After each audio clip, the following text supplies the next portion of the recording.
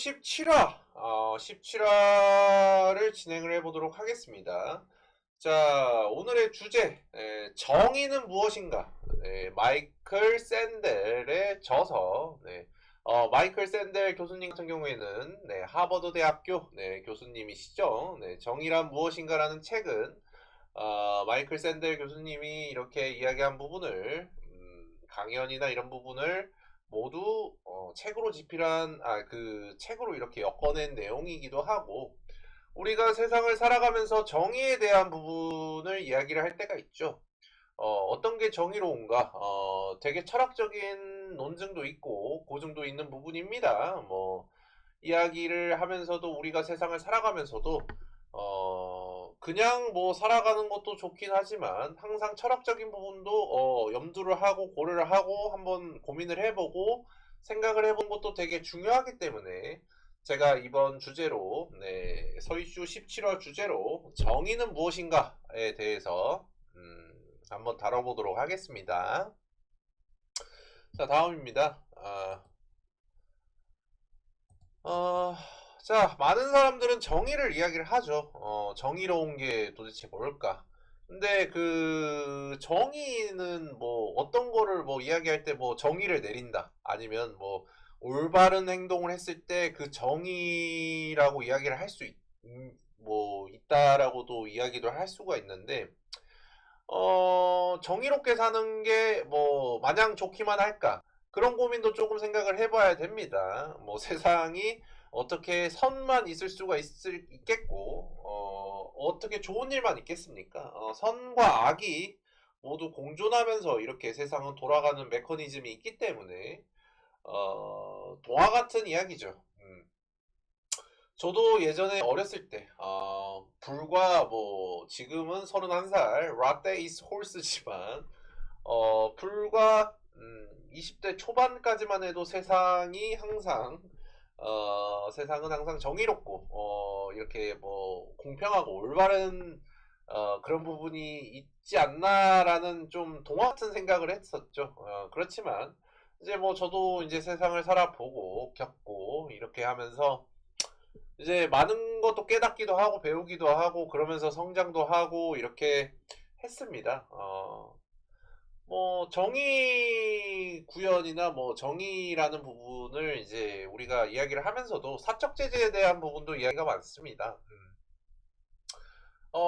물론 뭐 개인적인 사견입니다. 이거는 뭐 개인적인 사견이지만 뭐 저는 사적 제재에 대해서 꽤나 반대하는 입장입니다. 어떻게 보면 사법기관에서 정해놓은 법에 대한 내용을 이게 개인이 나서서 또 다른 심판을 한다는 것 자체가 이미 결정이 되고 이렇게 사법 시스템을 통해서 이렇게 정의 구현을 하는 부분이 있는데, 물론 그 행위자의 주체, 그러니까 그 나쁜 짓을 해서 이렇게 사적 제재까지 생각을 하게 만든 사람들은 잘못이 맞죠. 하지만 우리가 사법 체계를 지키지 않고, 체계를 지키지 않으면,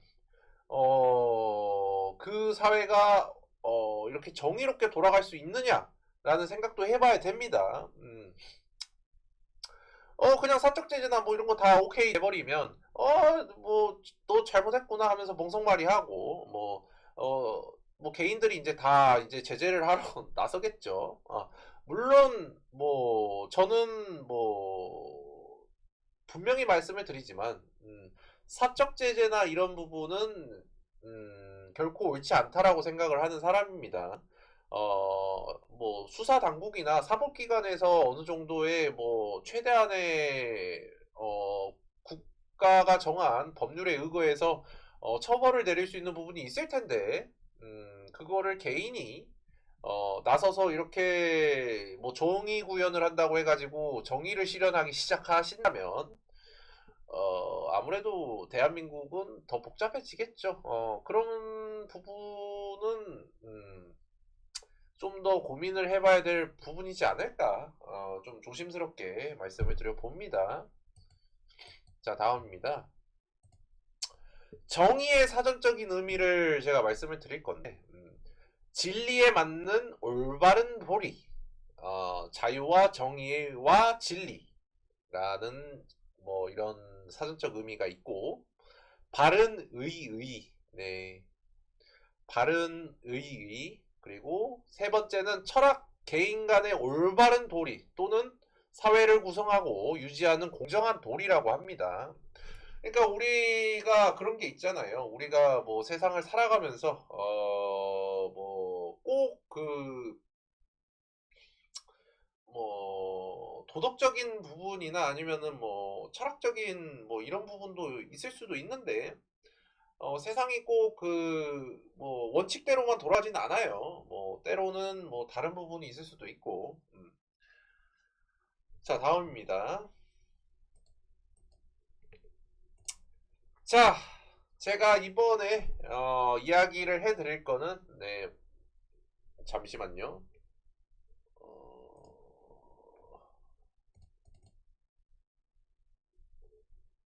뭐 확인할 게 있어가지고.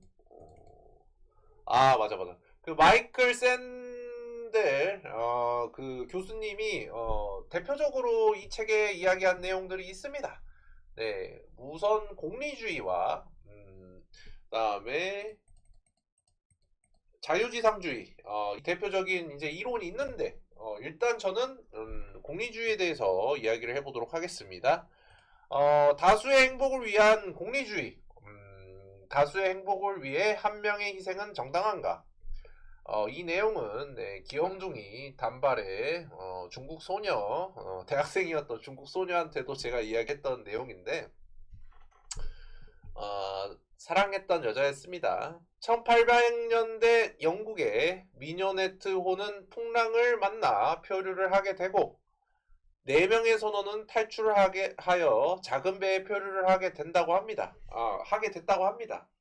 오랜 기간 굶으면서 표류를 하던 도중 10대 소년이었던 그 막내 선원, 네, 신참이었다고 해요. 허기짐을 못 이기고 바닷물을 먹었어요. 이렇게 바닷물을 먹었어요. 그러니까 와, 너무 배가 고프고 막 목이 마르니까 이제 다른 이제 선원들과 선장도 같이 타고 있었다고 합니다. 근데 이 그 어린 선원은 본인이 너무 배가 고프고 막 이래 버리니까 바닷물이라도 이제 먹어서 허기짐을 좀 날려보려고 이렇게 바닷물을 먹었는데, 아무것도 안 먹은 상태에서, 네, 짠물을 먹어버리면 당연히 배탈이 나죠. 바닷물을 먹고 배탈이 나면서 건강에 이상이 생겼습니다. 결국에는 뭐 배탈도 나고 계속 이제 뭐 아래로 뿜어대고 그러다 보니까 컨디션도 이제 저하가 되고, 결국에는 이제 뭐 이제 거의 이제 죽을 지경까지 거의 다가갔는데, 그 남아있던 3명의 선장과 선원들은 어린 소년을 뭐 땡이고, 그 피와 살을 먹으면서 연명을 하다가 나흘 뒤에 구조가 됐다고 합니다. 우리가 이 부분에 대해서 이야기를 해볼 게 뭐냐면, 그러니까 다수의 행복을 위해 한 명의 희생이 정당한가에 대한, 그게 정의로운가에 대해서 이야기를 하고자 하는 건데, 아무래도 시대상을 좀 생각을 해봐야 됩니다. 1800년대 같은 경우에는 우리가 뭐 그때 시대상은 뭐 제국주의와 팽창주의, 열심히 땅 따먹기를 많이 했죠.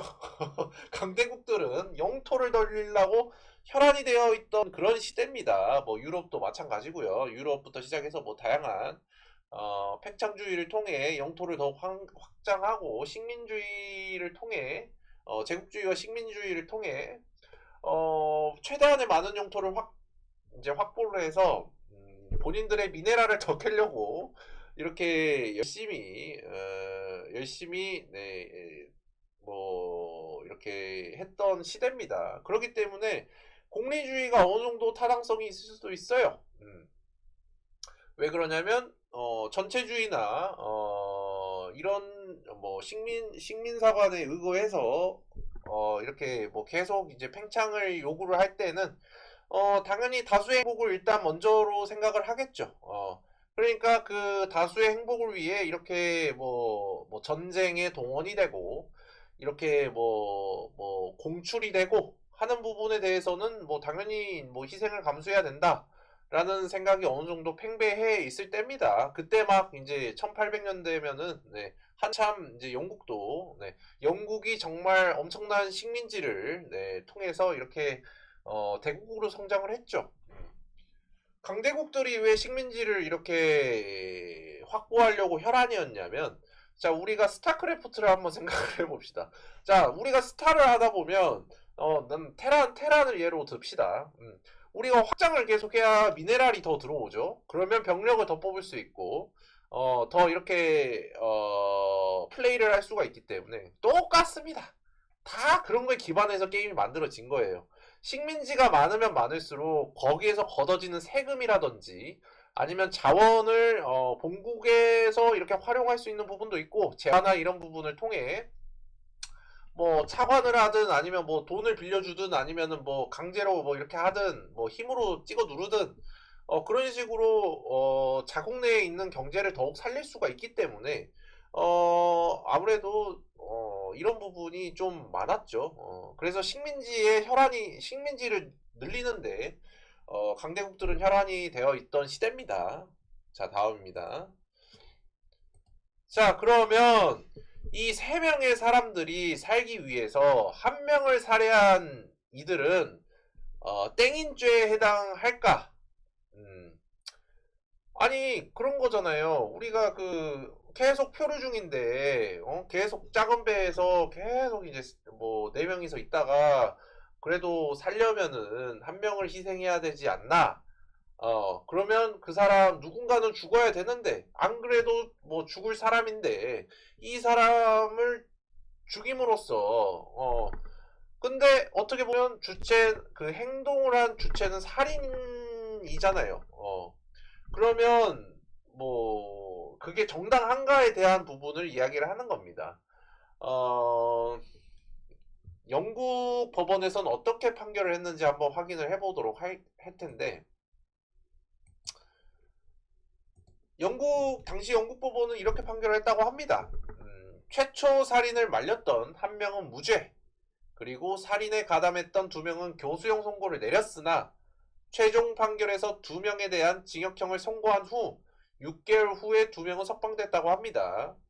야, 여기서 좀 재밌는 사실은 재판에 참석했던 배심원은 전원 해당 선원들에 대해 무죄를 내렸다고 하죠. 아무래도 공리주의가 조금 팽배해 있던 시대상이다 보니까 그렇게 그 배심원들도 판단을 내렸던 것 같아요. 이뿐만 아니라 영국 내 여론 또한 무죄라는 의견이 많아서 교수형 선고는 철회되었다고 합니다.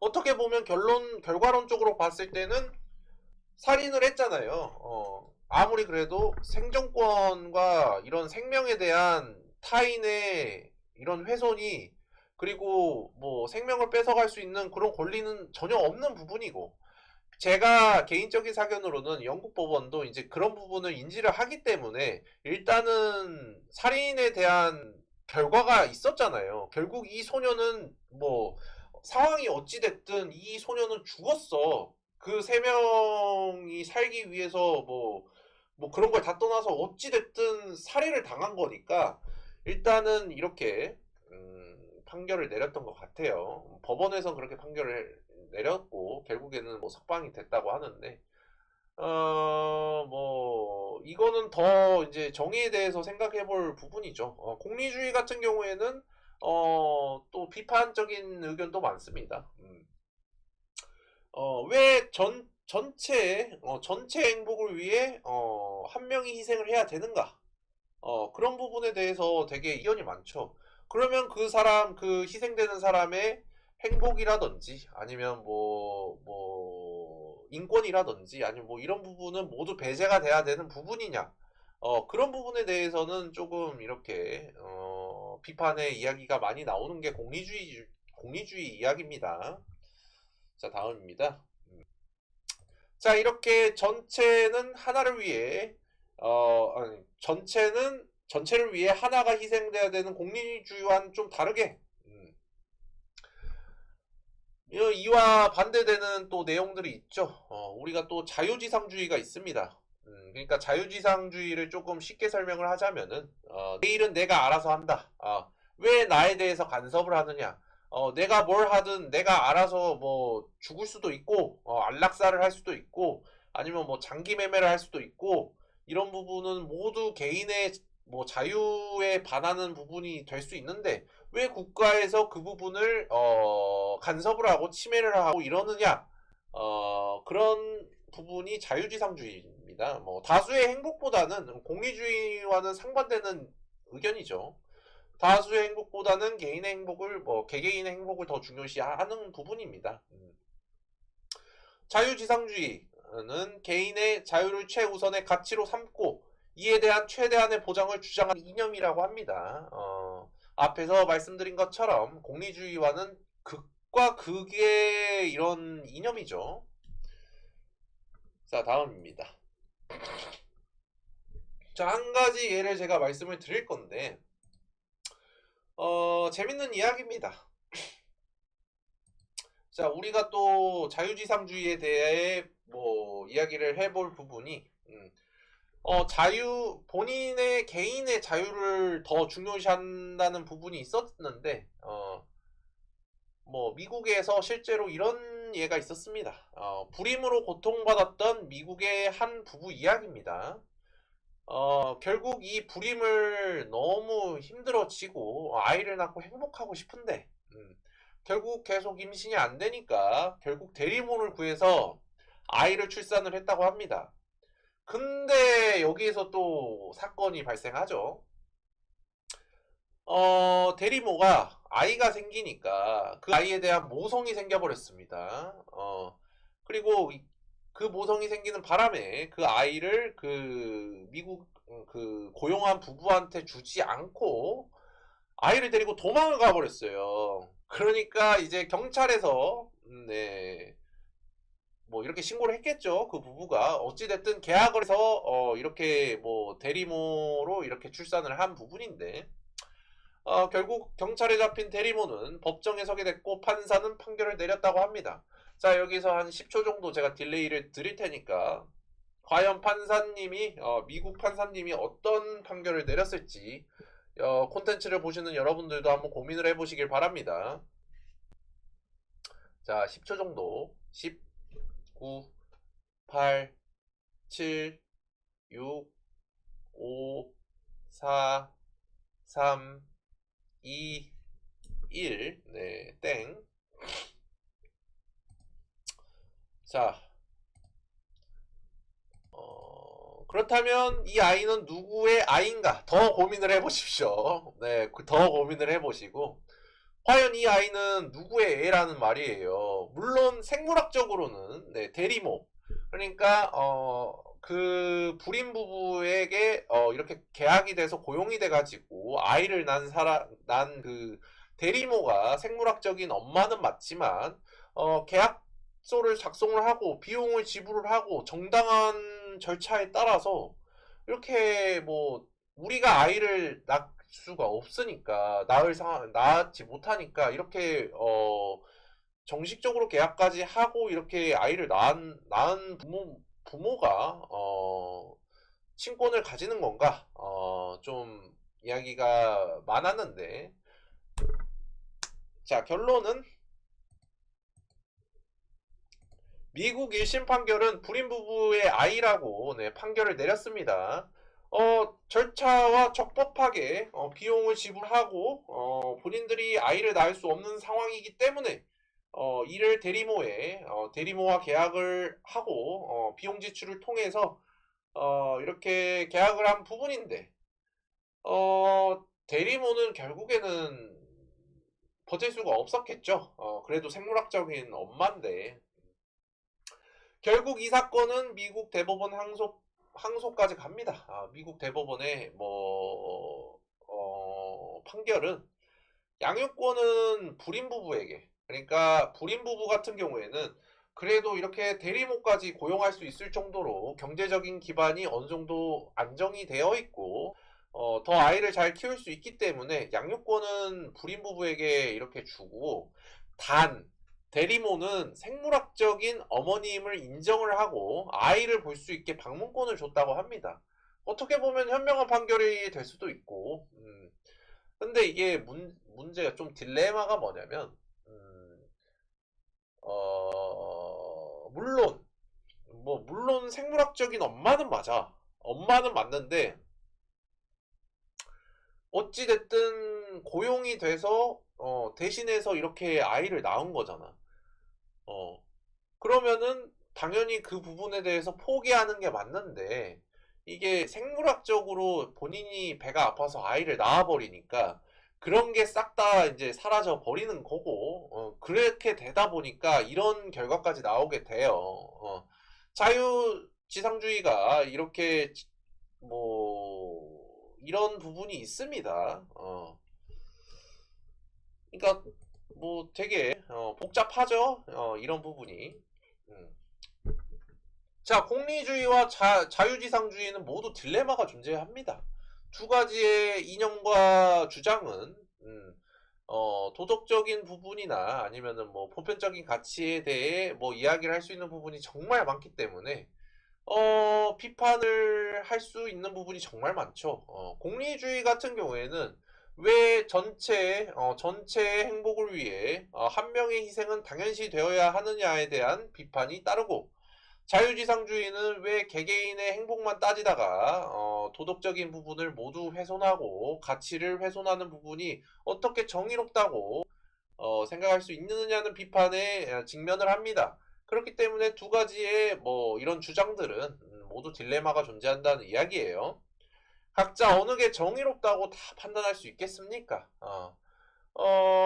공리주의자 그리고 자유지상주의자들 또한 도덕적 딜레마와 행위에 대한 논거에 대해 자성의 비판의 목소리가 생겨난다고 합니다.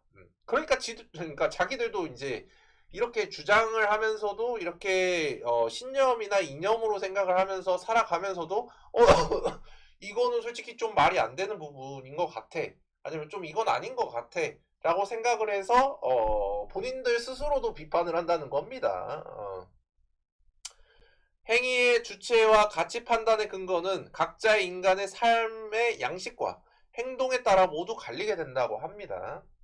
그러니까 누군가한테는 정의로울 수 있는 일이 누군가한테는 정의롭지 않은 일이 될 수 있다는 겁니다. 그러니까 다양성에 대한 부분을 이야기하는 거예요. 그러니까 내 생각이 모두 다 옳다라고 판단할 수도 없는 노릇이고, 나는 정의롭다고 생각해. 내가 이렇게 하는 행동이 정의롭다고 생각을 하는 부분이 있지만, 그러니까 예를 들어서, 그러니까 좋은 일을 하고, 이제 착한 일을 하고, 이런 부분에 있어서는 되게 정의롭고 도덕적인 이제 부분이 있을 수 있는데, 그게 아니라 남의 권리를 침해하거나 타인의 이런 피해를 준다거나 그런 부분이 이제 생겼을 때에는 그게 모두가 정의롭다고 이야기할 수 있느냐에 대한 부분을 또 생각을 해야 되는 부분이죠. 좀 이번 콘텐츠, 제가 지금 하고 있는 콘텐츠가 좀 어려워요. 이 부분을 왜 제가 다루냐면, 여러분들 이렇게 철학적인 내용도 한번 고민을 해보시라고. 우리가 세상을 살아가면서 정말 다양한 일들이 일어나고, 생각과 이념에 따라서 아니면 신념에 따라서 세상을 살아가지만, 항상 철학적인 부분은 좀 더 생각을 하고 본인이 고민을 해보면서 어떻게 살아가는 게 나에게 더 이득이 되고, 그리고 어떤 부분이 있는가에 대해서 알아보는 것도 중요하기 때문에 제가 이렇게 그 콘텐츠로 하는 겁니다. 물론 여러분들 이거 켜놓고 잘 수도 있는데, 그래도 어느 정도 한번 고민을 해보라는 거예요. 자, 잠시만요.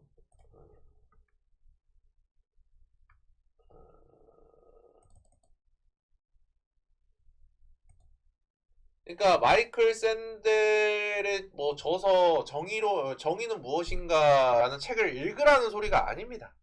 그런 내용이 아니고, 그냥 본인이 생각을 했을 때 공리주의나 아니면 자유지상주의나 어떤 부분으로 이제 좀 있는가에 대해서도 알아보고 이렇게 알아가고, 그리고 자신의 신념은 어떤 부분이 있는가? 그래서 본인이 정의하는 정의는 무엇인가에 대해서 한번 고민을 해보라고 제가 이 주제를 다루는 겁니다. 자, 어디 봅시다. 시트가. 자, 서이슈 17화 오늘의 결론입니다. 각자의 양심과 도덕적 신념에 따라 관철하는 게 정의라고 저는 개인적인 사견으로는 생각을 합니다. 여러분들 뭐 정의라는 게 되게 다양한 부분이 있을 수 있고 되게 가치에 대한 충돌이 있을 수도 있는 부분이 있습니다. 하지만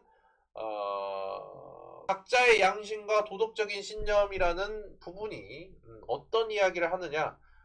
인간은 누구나 양심이 있습니다. 그리고 도덕적인 부분을 가지고 있죠. 물론 범죄를 저지르고 남에게 피해를 주고 그리고 뭐 이런 행동을 하는 범죄자들 같은 경우에는 그런 부분이 결여되어 있고 전혀 작동하지 않기 때문에 이런 뭐 범법행위라든지 누군가의 뭐 피해를 입히고 그리고 뭐 살해를 저지르기도 하지만 각자의 정의를 실현하는 부분은 양심과 도덕적 신념에 따라서 살아온 환경에 따라서 그리고 보고 들은 거에 따라서 모두 다르다는 게 제 개인적인 생각입니다.